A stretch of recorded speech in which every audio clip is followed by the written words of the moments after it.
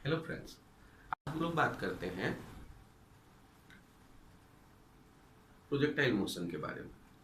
Projectile motion में हम लोग कहते हैं कि किसी भी ऑब्जेक्ट को यदि प्रोजेक्ट करें, जैसे आप यदि एक पत्थर लेकर के किसी पेड़ पे लगे आम पर थ्रो करते हैं, तो ये जो पत्थर आपने थ्रो किया हाथ से अलग होने के बाद हम लोग जो उसका मोशन देखते हैं उसे हम कह रहे हैं प्रोजेक्टाइल मोशन।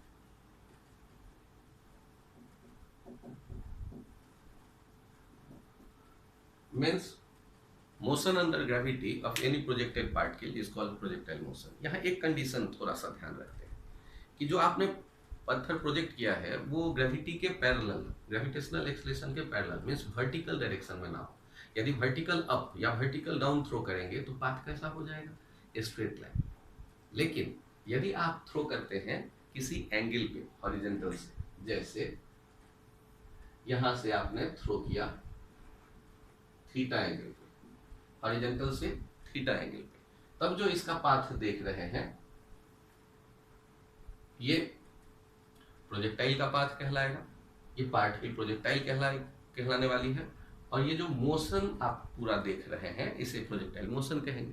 तो काइनेमैटिक्स में ही इसे हम देखते हैं। काइनेमैटिक्स में हमने क्या कहा कि इस चैप्टर में हम पार्टिकल के मूवमेंट के बारे में पढ़ेंगे, उनके वेलोसिटी, पोजीशन, टाइम, एक्सेलरेशन, इनके रिलेशंस के बारे में पढ़ेंगे। तो वही काम यहां भी हमें करना है।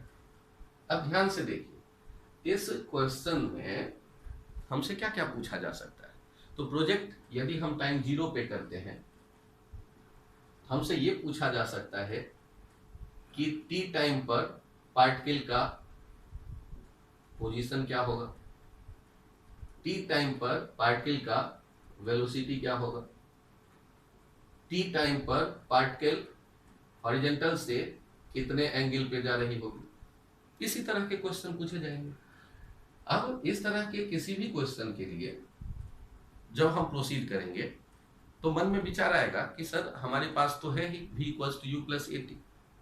फिर मैं याद दिलाऊंगा कि एक्सेलरेशन कांस्टेंट होने पे आपने सही सोचा, इसे यूज कर सकते हैं v equals to u plus a t. लेकिन एक परेशानी है, v u a क्या थे? वेक्टर्स। तो यदि आप ऐसा सोच रहे हैं कि आप यूज कर लेंगे v equals to u plus a t, तो सही सोच रहे हैं। लेकिन चूंकि एक्स वाई प्लेन यहां दिख रहा है, ये वेक्टर्स है, तो आपको क्या करना पड़ेगा? इनके आई कैप जे कैप वाले टुकड़े ढूंढ के लाने पड़ेंगे। मीन्स v के बदले आप क्या लिख सकते हैं? V x I plus we Y j. u के बदले क्या लिख सकते हैं? U x I plus you y j cap. फिर a के बदले क्या लिख सकते हैं? A x I plus A y j cap into t. अब थोड़े ढंग से इन्हें देखिए तो आपके पास क्या आ रहा है? एक तो है ये V x I plus we Y J, और लेफ्ट साइड में है U x plus A x T I plus you Y plus A Y T J. अब यहां ये इक्वेशन वैलिड कब होगा? जब आई कैप का टुकड़ा और आई कैप का टुकड़ा राइट साइड, लेफ्ट साइड और राइट साइड जो आई कैप का कोएफिशिएंट है वो सेम हो। मींस आई कैप वाले कंपोनेंट सेम हो और जे कैप वाले, तभी तो दो वेक्टर सेम होंगे, जे कैप वाले भी सेम हो। तो ये आप देखिए, पहला वी एक्स किसके बराबर आ गया? यू एक्स प्लस ए एक्स टी। उसी तरह वी वाई कितना आ गया? यू वाई प्लस ए वाई टी। तो आप अब इसी तरह बाकी फॉर्मूले भी x में अलग, y में अलग अप्लाई करने के लिए फ्री है। 90 डिग्री पे जब दो वेक्टर्स होते हैं तो वो एक दूसरे को अफेक्ट नहीं करते। तो अब x वाले को इंडिपेंडेंट हैंडल करिए, y वाले कंपोनेंट्स को इंडिपेंडेंट हैंडल करिए। अब जैसे यहां देखते हैं, इसी तरह हम देखेंगे s x equals to u x t plus half a x t square, s y equals to you Y T plus half A Y T square. तो जनरली इन्हीं से अपना काम चल जाएगा, इन्हीं दो को यूज करने से अपना काम चल जाता है। फिर भी यदि आप देखना चाहें तो v x square equals to u x square plus 2ax sx भी सोच सकते हैं। V y square equals to you y square plus 2ay sy भी सोच सकते हैं। तो हम लोगों के प्रोजेक्टाइल में काम करते समय ये ध्यान हमें रखना पड़ेगा कि फॉर्मूले वही हैं काइनेमेटिक्स के जो पहले से आपको याद हैं। क्यों? क्योंकि जब हाथ से पत्थर अलग हुआ तो उस पर फोर्स कौन सा लगेगा? सिर्फ और सिर्फ ग्रेविटेशनल एक्सीलरेशन ही तो लग रहा है, और वो कांस्टेंट है। क्यों? क्योंकि उसका वैल्यू 9.8 मीटर पर सेकेंड स्क्वायर वर्टिकल राउंड। यहां एक इंपॉर्टेंट पॉइंट है कि ग्रेविटेशनल एक्सीलरेशन का वैल्यू हाइट के साथ बदलता है। ये ग्रेविटेशन चैप्टर में आप पढ़ेंगे, आगे आएगा। लेकिन हम जब पत्थर फेंक रहे हैं तो वो अर्थ के रेडियस के कंपैरिजन में नेग्लिजिबल हाइट तक जा रहा है। ये कोई स्कड मिसाइल तो लॉन्च नहीं कर रहे जिसमें खुद की भी एनर्जी और मूवमेंट के लिए फोर्स जनरेट करने का कुछ कैपेबिलिटी हो, कुछ ईंधन लेकर के वो जाए। यहाँ तो सिर्फ पत्थर आपने फेंका जिसकी ऊंचाई क्या होगा? 2 मीटर, 4 मीटर, 10 मीटर, 20 मीटर, यही तो होगा, बहुत से बहुत। जबकि अर्थ का रेडियस होता है 6400 किलोमीटर। तो उसके रेस्पेक्ट में ये 10 मीटर 20 मीटर को तो नेग्लेक्ट कर सकते हैं ऊंचाई को। तो प्रोजेक्टाइल के लिए एक कंडीशन हम 3 कंडीशन होता है, उसमें एक कंडीशन मानते हैं कि उसका जो हाइट हो वो अर्थ के रेडियस के कंपैरिजन में निग्लिजिबल हो, जिससे कि हम जी को कांस्टेंट मान सके। एक पॉइंट।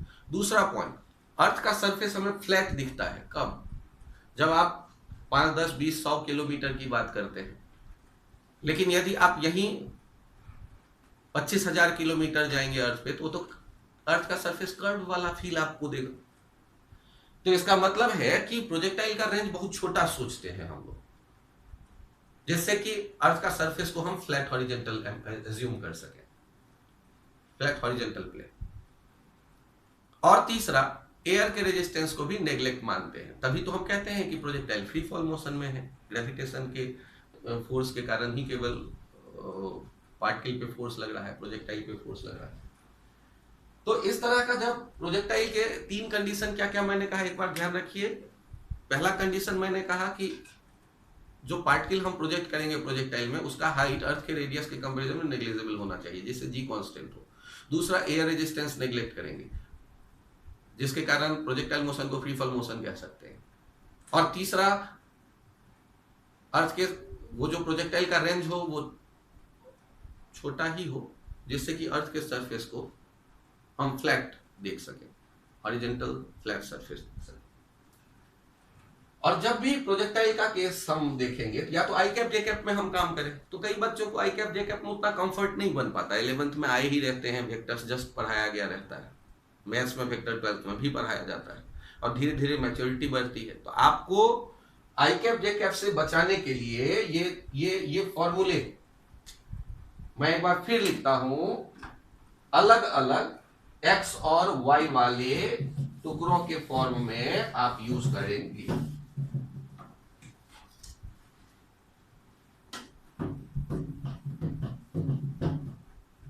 अलग अलग टुकड़ों के फॉर्म में आप यूज करेंगे।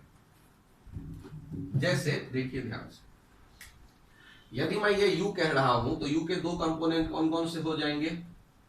कंपोनेंट वर्ड जिनको नहीं याद, ध्यान रखिएगा, किसी वेक्टर से थीटा एंगल पर component u cos theta, u vector से थीटा एंगल पर u cos थीटा। तो दूसरे तरफ होगा u cos 90 माइनस थीटा। तो रेक्टेंगुलर कंपोनेंट में वो दूसरी तरफ 90 माइनस थीटा होता है, तो हमेशा साइन में बदल जाता है। तो जिधर थीटा हो वो साथ वाला u cos थीटा, और दूसरी तरफ वाला कंपोनेंट u sin थीटा। ये कहानी। आप यदि बात करते हैं vx और vy, आप यदि बात करते हैं एक्सेलरेशन के लिए, एक्सेलरेशन तो g है, यही है हमारा ay। और आप मुझे बताओ, क्या हॉरिजॉन्टल डायरेक्शन में कोई एक्सेलरेशन है? ax। तो हॉरिजॉन्टल डायरेक्शन में तो g का कंपोनेंट बनेगा नहीं, 90 डिग्री पे, ये तो हो गया 0। तो आप अब इस बात पे फोकस करिए कि आपको u के टुकड़े मिल गए, आपको v के टुकड़े मिल गए, एक्सेलरेशन के टुकड़े मिल गए, अभी एक टुकड़ा और बाकी है। उसे यहां कैसे देखा जाए? रुकिए, यदि हम लोग यहां बात करते हैं एक और point v equals to u plus a t, s equals to ut plus half a t square, क्या अभी तक नहीं मिला है s? तो s के लिए डिफिनीशन क्या है? Shortest distance between initial and final, रास्ता कोई भी हो। और यदि ये भी वेक्टर है तो इसके भी दो कंपोनेंट आप देख सकते हैं, इसके भी दो कंपोनेंट आप देख सकते हैं। एक कंपोनेंट जिसे आप Sx कहने वाले हैं और दूसरा कंपोनेंट जिसे आप Sy कहने वाले हैं। तो आपको Sx और Sy भी मिलेगा।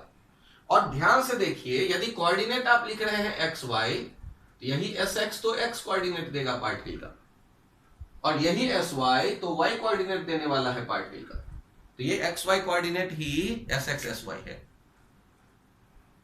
अब आप फिर से कंफ्यूज हो गए होंगे क्योंकि डायग्राम जो है ये थोड़ा कॉम्प्लिकेटेड हो गया। एक काम करते हैं, इसे मैं हटाकर एक बार और आपको ये बता देता हूं कि जब भी कभी हमारे पास क्वेश्चन आएगा तो हम उसे कैसे हैंडल करेंगे। तो देखिए एग्जांपल देखिए, हमसे कहा गया कि एक पार्टिकल को हमने प्रोजेक्ट किया 30 मीटर पर सेकेंड के स्पीड से 60 डिग्री पे, और ये पार्टिकल ऐसे जा रहा है, टाइम t इक्वल्स टू 1 पे प्रोजेक्ट किया, हॉरिजॉन्टल प्लेन से हॉरिजॉन्टल से 60 डिग्री एंगल पे, और ये मान लो यहां पर पहुंचा t इक्वल्स टू 1 सेकेंड पे। मैं जानना चाहता हूं कि यहाँ वेलोसिटी क्या होगा, मैं ये भी जानना चाहता हूं कि यहाँ एंगल कितना होगा, और यदि आपको टाइम मिलता है तो फिर उसके बाद ये भी बताएंगे कि इसका कोऑर्डिनेट क्या होगा। तो प्रोजेक्टाइल में जब भी हम काम कर रहे हैं तो है तो काइनेमैटिक्स ही, हमेशा रास्ते पर दो पॉइंट चुनते हैं और उनके बीच हम रिलेशन एस्टैब्लिश करेंगे। किसके किसके लिए? यूवीएसएटी के लिए, यूवीएसएटी के लिए। यहां ध्यान दीजिए, एस तो दिखा ही नहीं था अभी तक, ये मैंने एस दिखाया, यू दिख रहा है, वी दिख रहा है। सर आप यू को कहां देख रहे हो? तो ए के पास जो है उसे मैं यू कह दे रहा हूं। आपको वी भी दिख रहा है, लेकिन परेशानी क्या था? एस। तो एस होता है shortest distance between initial and final. अब यदि मुझे वी चाहिए तो हम डायरेक्ट नहीं लिख सकते v बराबर u प्लस एटी। ये v बराबर u प्लस एटी यदि हम डायरेक्ट लिखेंगे तो उसमें दिक्कत है, ये स्ट्रेट लाइन मोशन नहीं है, मुझे आई कैप जे कैप यूज करना पड़ेगा। तो बेहतर क्या है कि हम क्या करें, इसके कंपोनेंट्स बना लें, और यदि इसके कंपोनेंट्स बना लें तो काम हमारा आसान हो जाएगा। तो सॉल्व करते वक्त ध्यान देखिए, आप काम जब सॉल्व करना शुरू करेंगे तो लिखेंगे a to b, पहला काम तो ये किया आपने, और दो टुकड़ा करिए along x along y। अब जब ये दो टुकड़ा आप कर देंगे, along x आप इस तरफ आ रहे हैं, तो उसके बाद ध्यान से सोचिए, काइनेमैटिक्स में क्या करते थे? u a v s t, इसकी चर्चा करते थे, इनके रिलेशन की चर्चा करते थे। किसके किसके? u a v s t, इन्हीं के रिलेशन की चर्चा करते थे। तो अब थोड़ा सा चेंज है, u के दो पार्ट करेंगे, ux uy, a के दो पार्ट ax ay, v के दो पार्ट vx vy, s के दो पार्ट sx sy, t के, अब रुको, t क्या वेक्टर क्वांटिटी है? किसके दो पार्ट करें ना, तो ये स्केलर की तरह ट्रीट करते हैं।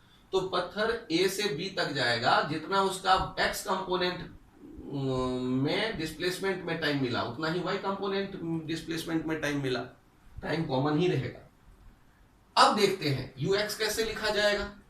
ये देखिए u, तो ux कितना दिख रहा है, यहां चेक करिए, ux दिख रहा है हमें 30 cos 60, ये कितना लिखेंगे आप 30 cos 60 और यू वाई रेक्टेंगुलर कंपोनेंट में दूसरा 30 sin 60 ax 0 क्यों? क्योंकि पार्टिकल केवल ग्रेविटेशनल एक्सेलरेशन फील कर रहा है और ये किधर है प्लस जे या माइनस जे कैप, माइनस जे कैप। तो अब जे कैप नहीं लिखते, केवल माइनस जी लिख देते हैं। समझ में आ गया कि अपोजिट है, जे कैप का काम नहीं है। हाँ, लेकिन यदि पूरा formula v equals to u plus a t सोचते तो आई कैप जे कैप साथ में रखना पड़ता है। यहाँ एक्स और वाई टुकड़े अलग अलग ले रहे हैं। अब देखिए ध्यान से, यदि हमसे कोई पूछे वी वाई कितना होगा तो डायरेक्ट हम क्या अप्लाई करेंगे, यू वाई प्लस ए वाई टी। उसके लिए पहले टी देखो, तो क्वेश्चन में गिवन है टी 1 सेकेंड और वी एक्स पूछे तो क्या लिख देंगे, यू एक्स के बराबर।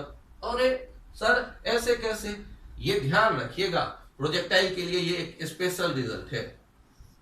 कहां से आता है ये रिजल्ट, हमेशा ये वैलिड है हॉरिजॉन्टल डायरेक्शन में एक्स जब आप लेते हैं v x equals to u x. V x equals to u x क्यों होगा, हमेशा क्यों होगा ऐसा? ऐसा होने के पीछे कारण है एक्सेलरेशन जीरो होना, एक्स के डायरेक्शन में कोई एक्सेलरेशन नहीं है। तो अब आप मुझे सोच करके बताइए, ये तो आप फैक्ट की तरह ध्यान रख सकते हैं ना कि हॉरिजॉन्टल डायरेक्शन में हॉरिजॉन्टल कंपोनेंट जो है वो कभी नहीं बदल रहा। एस एक्स लिखना हो वो भी आसान है, सीधे सीधे यू एक्स टी। अरे सर ऐसे कैसे आप कह सकते हैं, अरे अकल तो लगा लो यार, s equals to u t plus half a t square में ये जब जीरो हो गया तो यू टी ही तो बचा, तो यू एक्स टी, क्योंकि एक्स वाले टुकड़े सारे आप ले रहे हैं और यू एक्स आपको ऊपर पता चल गया है ये कितना है 15 मीटर पर सेकेंड। और आप यहाँ क्या देख रहे हैं, ये T1 है, यू एक्स अवेलेबल है तो आपको एस एक्स मिल जाएगा। और इधर चलिए भी यू वाई ये कितना था 15√3 मीटर पर सेकेंड, आपको ये पता है -10। जब सारे रिलेशन अवेलेबल हैं तो यहाँ पुट अप करिए, रिजल्ट आ जाएगा। वी वाई क्या लिख सकते हैं 15√3 -10 into 1, ये आ जाएगा वी वाई। एस वाई क्या लिखेंगे आप, s y u Y T plus half ए वाई टी स्क्वायर, तो आपको एस वाई भी मिल जाएगा। क्यों? क्योंकि यू वाई पता है, टी पता है, ए वाई पता है, तो निकल आएगा एस वाई। और आपको मैंने पहले ही कहा ये जो एस वाई होता है, ये एस वाई ही खुद क्या होता है, यही वाई कोऑर्डिनेट हो जाता है एस वाई, और एस एक्स ही खुद क्या होता है, एक्स कोऑर्डिनेट हो जाता है। तो पार्टिकल का आपको एक्स कोऑर्डिनेट मिल जाएगा, पार्टिकल का आपको वाई कोऑर्डिनेट मिल जाएगा, तो पोजीशन आपको दिखने लगा। पार्टिकल का आपको वी एक्स दिख गया, पार्टिकल का आपको वी वाई दिख गया, तो आप मुझे बताइए वी कैसे लिखेंगे। तो वी कैसे लिखा जाएगा, under root v x square plus we y square. और अब आप मुझे बताइए ये अल्फा कहां से आएगा। तो सोचो ना, जब आपने इसके दो टुकड़े कर दिए, एक को कह दिया वी वाई और एक को कह दिया वी एक्स, अलग अलग ढूंढ चुके और ये रिजल्टेंट है, तो यहां बताइए tan अल्फा आप कैसे लिखेंगे। तो tan अल्फा यदि आप लिखना चाहते हैं तो ये हो जाएगा v y by v x, कितने एंगल पे वहां पर मूव कर रहा है हॉरिजॉन्टल से, ये भी दिख जाएगा। फिर से एक बार देखिए, ये वी एक्स, वी का एक्स कंपोनेंट, ये वी वाई, यहाँ आपने पता किया है वी वाई, यहाँ पता किया है वी एक्स। तो अब आप यदि ये रिजल्टेंट देख रहे हैं तो पैरेललोग्राम लॉ क्या कहता है कि ये जो tan अल्फा होगा ये होगा v y by v x, tan alpha perpendicular by base. तो आपको यदि इसमें और दिक्कत हो तो मैं एक और डायग्राम बना के समझा दूं। पैरेललोग्राम लॉ जब आप अप्लाई कर रहे हैं, मान लो ये वी एक्स है और ये वी वाई है और ये रिजल्टेंट v है, तो यहां गौर करिए ना, ये जो वी वाई है तो ये भी कितना होगा, वी वाई ही तो होगा। पैरेललोग्राम या रेक्टेंगल यहां दिख गया है 90 डिग्री होने के कारण। और ये जब आप कहते हो इधर 90 डिग्री, तो tan अल्फा कितना हो जाएगा, tan अल्फा कितना हो जाएगा v y by v x, tan alpha हो जाएगा v y by v x perpendicular by base. तो यहाँ पैरेललोग्राम बनाए बिना भी हम लोग डायरेक्ट लिख देते हैं वेक्टर्स का, जब हमें ये आइडिया मिल जाता है तो tan alpha v y by v x. यदि अल्फा वर्टिकल से दिखाते तो v x by v y हो जाता tan अल्फा, लेकिन हॉरिजॉन्टल से जनरली ट्रेंड रहता है दिखाते हैं तो v x v y by v x, ये हमारे सामने आया। तो बताइए मुझे कि ये न्यूमेरिक तो मैं कैलकुलेट नहीं कर रहा, लेकिन आपको जो रास्ता बता रहा हूं यही रास्ता फॉलो करना है, तो आई थिंक ये आप फॉलो कर सकते हैं।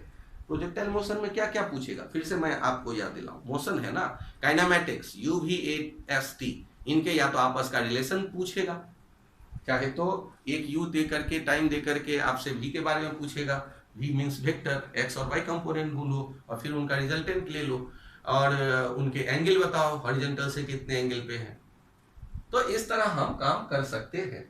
ये इसका इंपॉर्टेंट एस्पेक्ट है कि कोई भी इस चैप्टर में क्वेश्चन हम बनाएंगे तो क्वेश्चन के लिए ये एक्स और वाई टुकड़े इंपॉर्टेंट हैं, इन्हें हमें फॉलो करना है, ये ध्यान रखते हैं।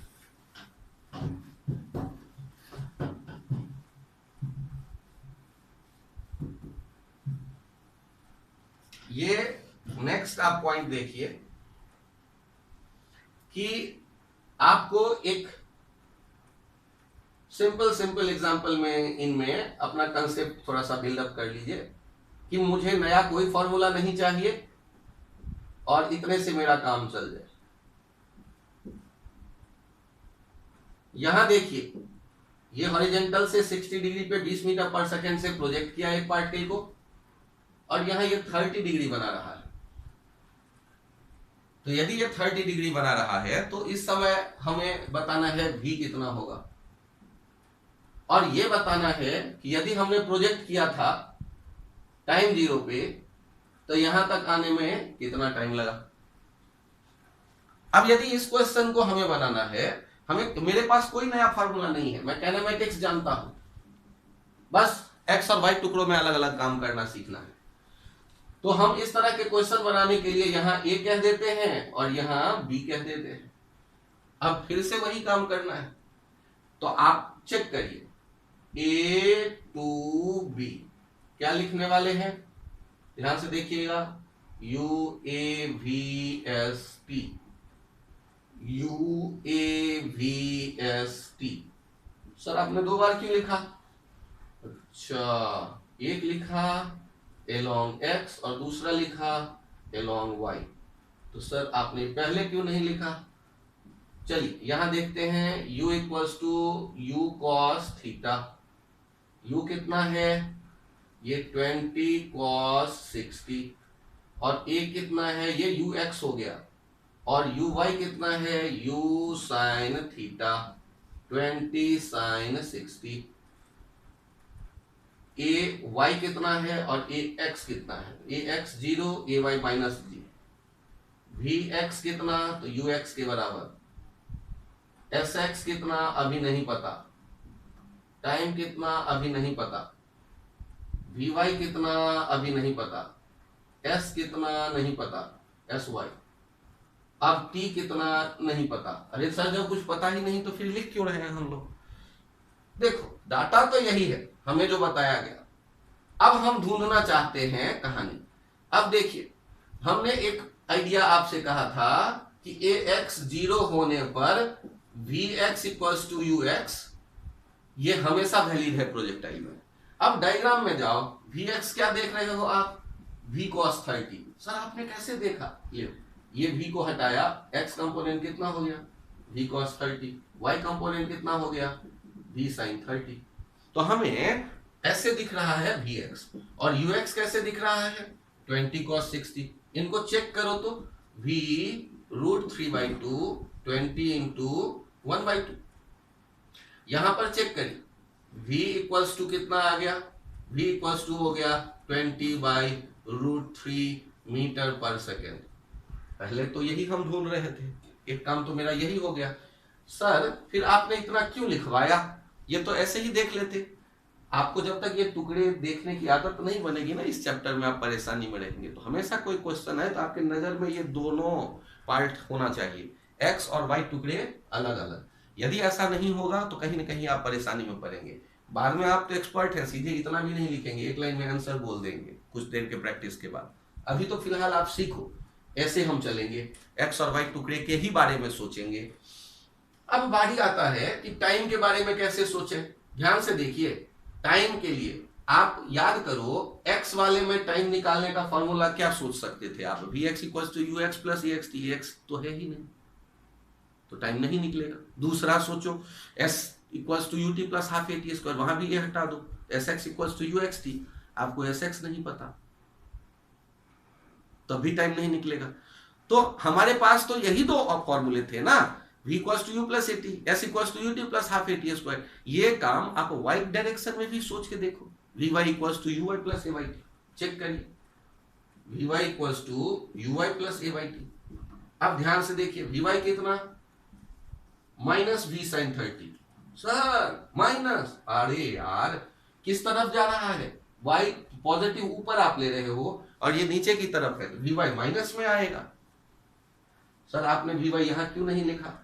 हाँ, लिखना चाहो तो लिख सकते हो, मैंने तो क्वेश्चन मार्क लगाया क्योंकि मुझे नहीं पता।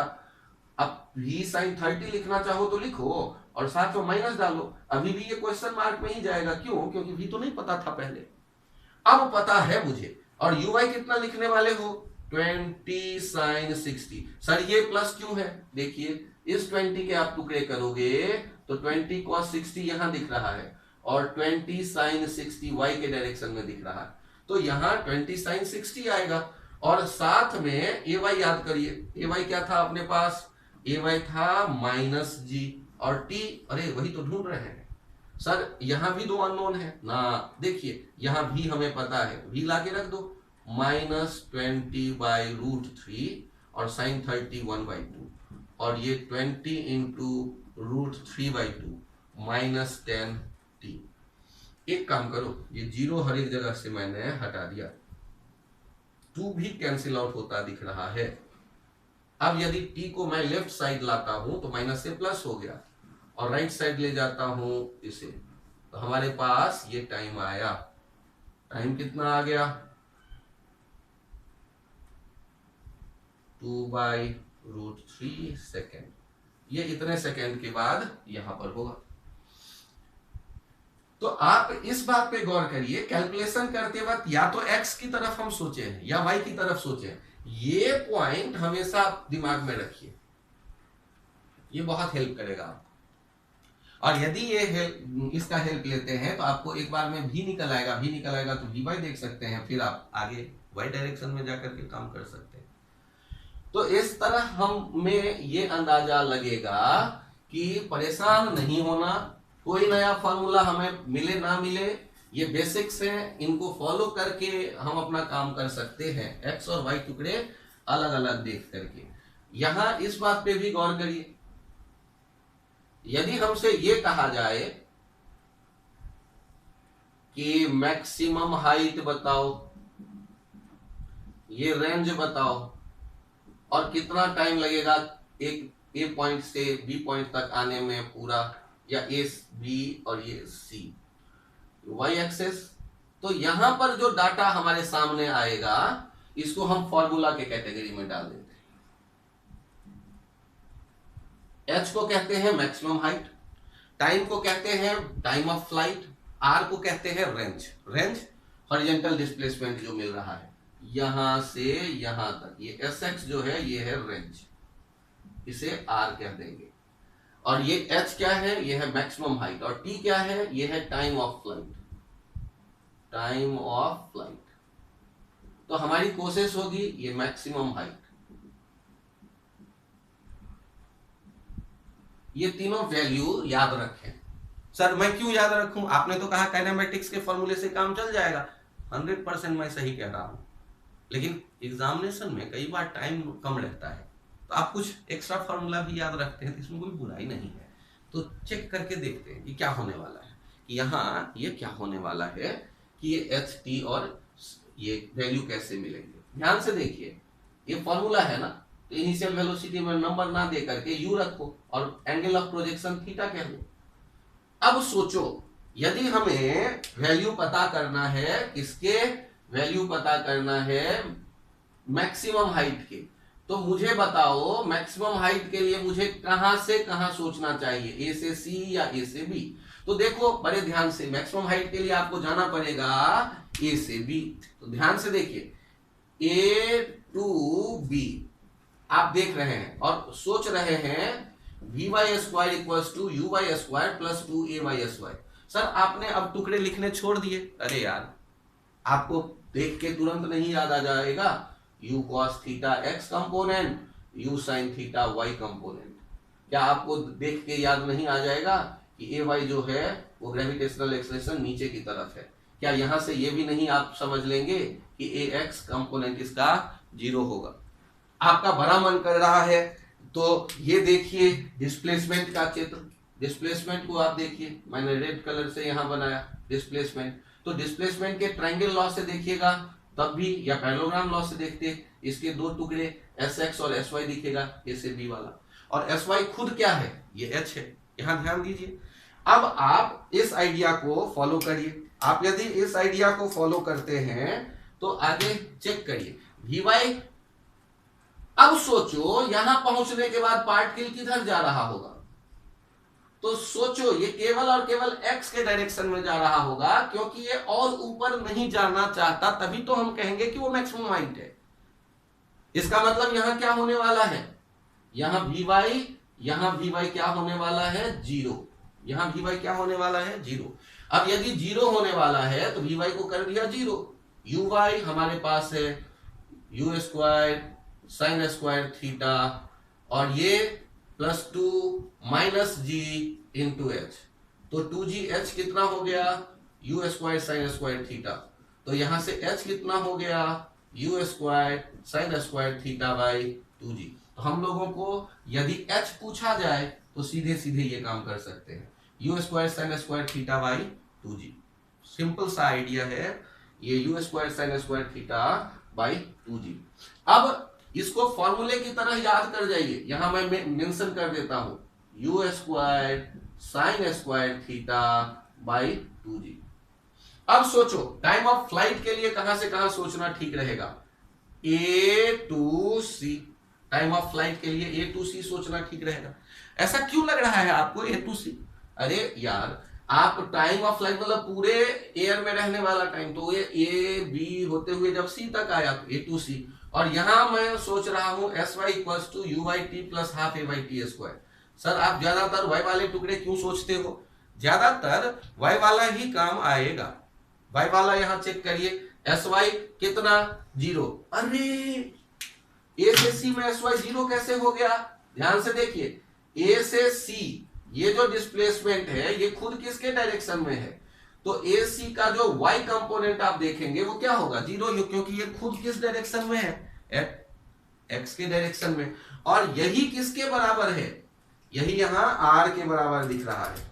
तो हमारे पास ये एस वाई तो जीरो मैंने रखा, यू वाई मुझे पता है, यू वाई कितना, यू वाई है यू साइन थीटा, और टी यही कैपिटल टी हम ढूंढ रहे हैं, 1/2 एक्सलेशन माइनस जी, और ये टी स्क्वायर। देखिए टी से दोनों तरफ डिवाइड कर दीजिए, जीरो को किसी से डिवाइड करेंगे वो जीरो ही रहेगा, तो टी एक कैंसिल आउट हो जाए, टी से दोनों तरफ डिवाइड करते हैं एक कैंसिल आउट हो जाएगा। तो यहां से देखिएगा माइनस है, लेफ्ट साइड में ले आइए जी टी बाई 2, और इधर क्या, यू साइन थीटा, तो टी का वैल्यू आ गया 2u साइन थीटा बाई जी। इन्हें भी हमें याद रखना है, याद रखें तो फायदे में रहेंगे, 2u साइन थीटा बाई जी, ये एक आ गया वैल्यू। अब बारी आता है रेंज के लिए सोचें, तो रेंज के लिए क्या सोचेंगे, रेंज के लिए रेंज तो एस एक्स चाहिए ना, इसके लिए तो फॉर्मूला ही है U x t plus half a x t square. लफड़ा देखो, ए एक्स जीरो है तो वो तो गायब ही हो गया, तो इसके लिए आपको परेशान नहीं होना है। तो बचा कौन, you x T, S x हो गया रेंज, यू एक्स हो गया यू कॉस थीटा, और टाइम हो गया 2u साइन थीटा बाई जी। ये अभी आप डिराइव कर चुके हैं ए से सी तक का, तो चाहे y का टाइम हो या x का, वो टाइम तो सेम रहता है, घड़ी एक ही। अब आप मुझे बताइए, यू स्क्वायर के साथ 2 साइन थीटा कॉस थीटा दिख रहा है, 2 sine theta cos theta trigonometry में आप पढ़ चुके हैं, साइन 2 थीटा। नहीं पढ़े तो यही याद कर लीजिए, और नहीं एक स्टेप आगे बढ़ जाइए, ये क्या हो जाएगा, U square sine 2 theta by G. तो हम लोगों के पास ये 3 एक्स्ट्रा फॉर्मूला आ गया, जिसमें आर देख रहे हैं, यहाँ आर देख रहे हैं, U square sine 2 theta by G, U square sine 2 theta by G. ध्यान दीजिएगा यहाँ साइन स्क्वायर है और यहाँ साइन 2 थीटा है, स्क्वायर नहीं है, इसलिए जनरली ब्रैकेट दे देते हैं जिससे आपके समझ में आए वो 2 थीटा के साथ प्रोडक्ट में है। और ध्यान से देखिए यहाँ पर 2 है प्रोडक्ट में थीटा के साथ, नीचे 2 नहीं है, यहाँ पर, यहाँ नीचे 2 नहीं है, यहाँ 2 नीचे भी मौजूद है, तो किसी तरह से इनको देखिए, डिराइव करिए और याद रखना है। डेरिवेशन आपके स्कूल एग्जाम में कभी काम आएगा, लेकिन कभी कॉम्पिटिटिव एग्जाम में डेरिवेशन नहीं काम आता है। आपको वो प्रोसेस जिससे डिराइव करते हैं और वो जो रिजल्ट वो इंपॉर्टेंट है, उन्हें ध्यान रखना है। तो ये हमने 3 फॉर्मूले देखे, इनसे कैसे क्या करना है, इनका यूज, इनका लिमिटेड यूज है। इनका लिमिटेड यूज है कि जब ग्राउंड टू ग्राउंड वाला प्रोजेक्टाइल हो, कहा ग्राउंड टू ग्राउंड वाला प्रोजेक्टाइल हो, तब हम इनका यूज करते हैं मैक्सिमम हाइट, रेंज और टाइम पता करने में। सर ग्राउंड टू ग्राउंड वाले का मतलब ग्राउंड पे फुटबॉल को हिट किया, ये 20 मीटर पर सेकेंड से जा रहा है 60 डिग्री पे, आपको बताना है ये टाइम ऑफ फ्लाइट क्या होगा, एच क्या होगा और रेंज क्या होगा। जब ऐसा क्वेश्चन आपके सामने आ जाता है तो आपको कुछ नहीं करना, सीधे सीधे फॉर्मूला अप्लाई कर देना है। टाइम ऑफ फ्लाइट के लिए 2u sin theta by ji, 2u हो गया 20, sin 60 बाई जी हो गया 10, ये हो जाएगा 2√3 सेकेंड।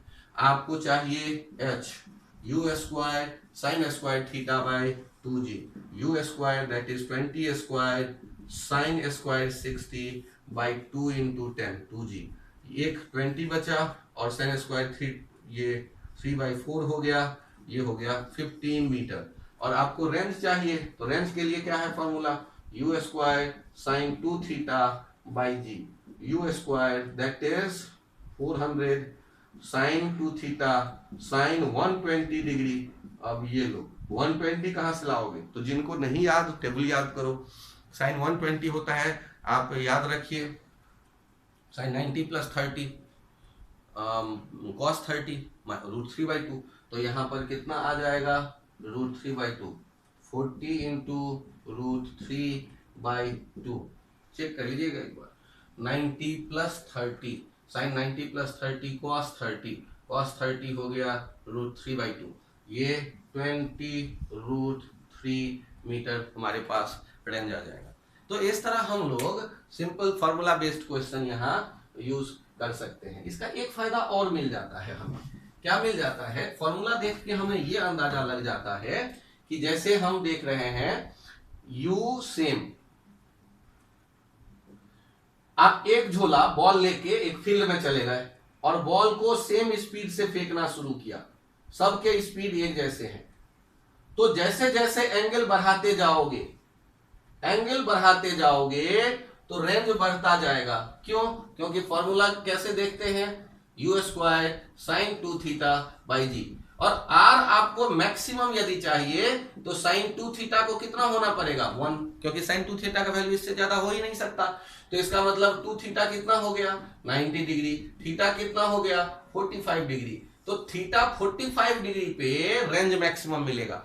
मतलब आप जिसके लिए देख रहे हैं 45 डिग्री पे प्रोजेक्ट किया गया वो मैक्सिमम रेंज होगा, और उससे यदि एंगल आप बढ़ाते हो तो फिर क्या होने लगेगा, रेंज कम होने लगेगा और हाइट तब भी बढ़ता जाएगा। सर हाइट क्यों बढ़ता जा रहा है, height u square sin square theta by G होता है। तो ध्यान से देखिए, यदि आपको h मैक्सिमम करना है, u फिक्स है, तो h मैक्सिमम के लिए क्या कर देंगे, साइन थीटा को कर देंगे 1, साइन स्क्वायर थीटा को 1 कर देंगे या साइन थीटा को कर देंगे 1, तो यहां से थीटा आ गया 90 डिग्री। मतलब आप वैसे भी सोचो ना, हाथ में पत्थर लेके यदि मैक्सिमम दूर फेंकना है तो 45 डिग्री पे प्रैक्टिकली देखो 45 पे ही आप थ्रो करते हो, और मैक्सिमम हाइट पे फेंकना है तो आप वर्टिकल आप थ्रो करते हो। तो इस तरह आप देख सकते हैं थीटा 45 पे रेंज मैक्सिमम, थीटा 90 पे हाइट मैक्सिमम। और आप टाइम के लिए भी देखिएगा t equals to 2u sin theta by G, तो यहां पर भी गौर करिए